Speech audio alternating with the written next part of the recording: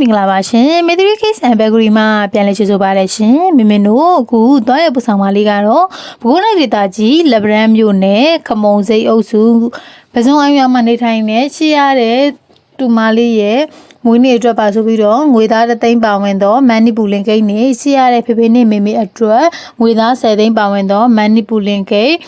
Redmi A5 ဖုန်းတစ်လုံးနဲ့ငွေသား24သိန်းနဲ့9000မှာယူထားတာလေးတွေကိုတွားရပို့ဆောင်ပေးမှလေးပဲဖြစ်ပါရဲ့ရှင်ဘသူတွေဖြစ်ပြီးတော့ဘလို့တွေပြောစရာကောင်းမလဲဆိုတာကိုတော့မေမေနဲ့အတူလိုက်ပတ်ချီယူပေးကြပါအောင်ရှင်ကျေးဇူးတင်ပါတယ်ရှင်ငွေ Happy birthday